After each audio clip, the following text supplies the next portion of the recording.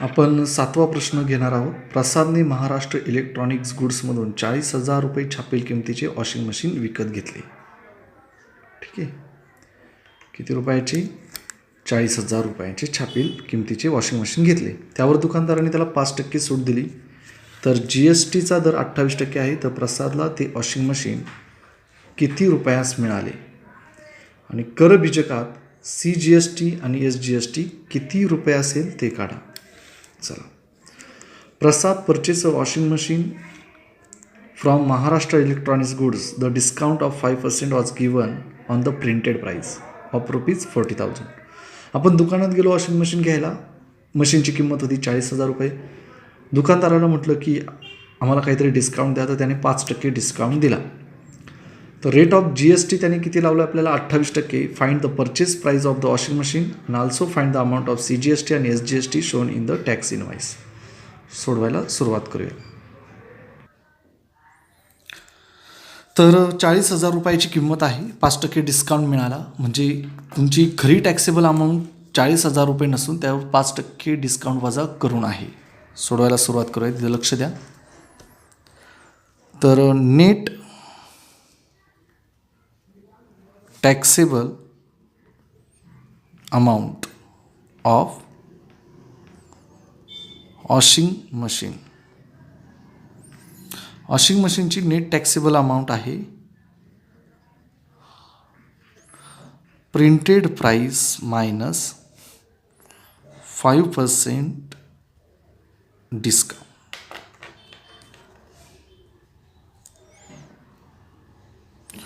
Washing मशीनची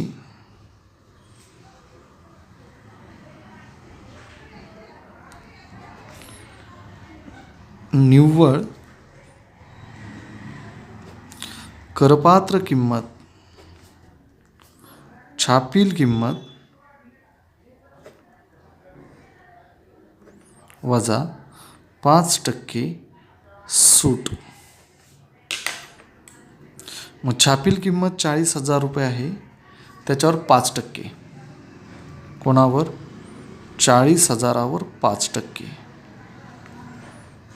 40,000वर 5% किती? आता 2,000 रुपये. 0,000 कट गेले. 5 20 आणि 2 0. म्हणजे तुमची खरी करपात्र किंमत किती आली? 38,000 रुपये. किती आली? 38,000 रुपये. 40,000 5% सूट म्हणजे 40,000 गुणिले 5%. 40,000वर 5%. 40,000वर 5% तर 2,000. 40मधून 2 गेले. किती राहिले? 38,000. तर आपण पुढे पाहणार. पुढचा प्रश्न काय विचारला त्यांनी? GSTचा दर दिला आहे. रेट ऑफ GST 28% आहे. मग रेट ऑफ CGST किंवा SGST किती असेल? 28च्या निम्मे 14%.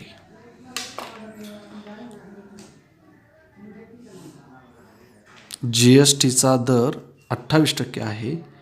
मग CGST किंवा SGST चा दर हा 14% असेल. पुढे तर आपल्याला याच्यावर किंमत तर प्रसादला ती किंमत किती रुपयाला मिळेल? Find the purchase price of washing machine. तर purchase price of washing machine GST पण त्याच्यात ॲड करावं लागेल. पहा, पहिल्यांदा अमाऊंट ऑफ GST काढूयात. Amount of GST is equal to taxable amount into rate of GST.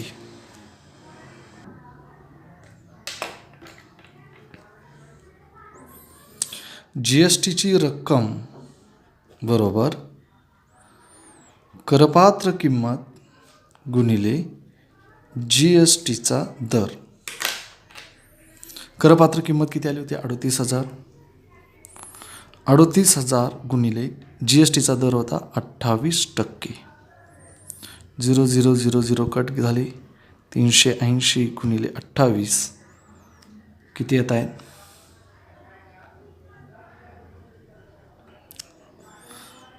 10,640 रुपये.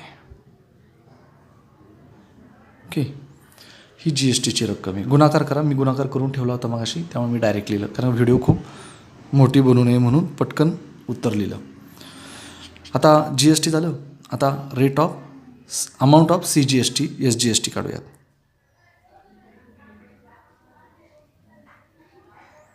Amount of C G S T, सूत्र taxable amount into rate of C G S T. C G S टीची रक्कम, तर ती करपात्र किंमत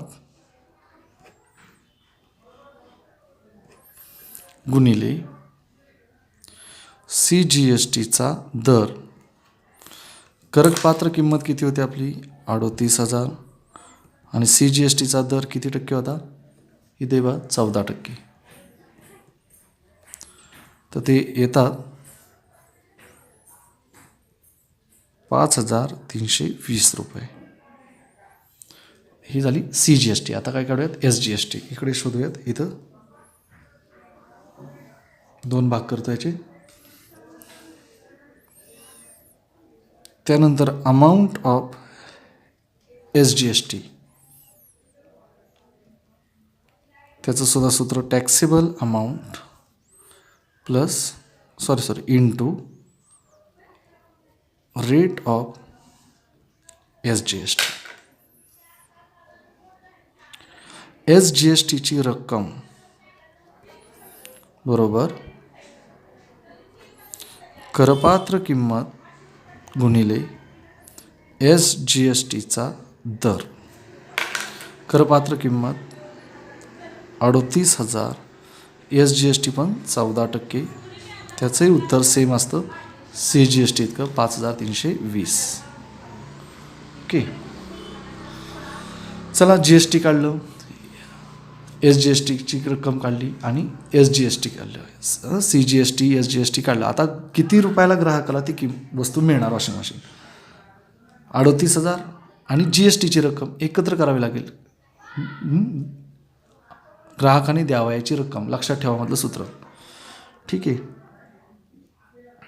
तर total purchase price of washing machine is equal to taxable amount plus amount of G S T. Washing मशीनची एकूण खरेदी किंमत म्हणजे तो आपल्याला कितीला पडणार? तर त्याची करपात्र किंमत आणि जी एस टीची रक्कम एकत्र करावी लागेल. जी एस टी द्यावा लागेल. जी एस टीची रक्कम, करपात्र किंमत किती होती? 38,000 आणि जी एस टी किती आला होता? 10,640. एकत्र केलं तर ती वॉशिंग मशीन आपल्याला 48,640 रुपयांना पडेल. ओके, पट्टीने वाटलं तर 2 तुकडे करतो म्हणजे तुम्हाला समजेल. ओके, तर आपण हा पहिला भाग लिहिला, पहिली स्टेप. त्यानंतर रेट काढून घेतले. त्यानंतर amount of G S T, amount of C G S T, amount of S G S T आणि टोटल परचेस प्राईस. तर अशा आपण स्टेपने सोडवायचं आहे. ओके, तर अशा प्रकारे 4.1 आपला फिनिश झाला. याचा तुम्हाला फोटो सेंड करेल.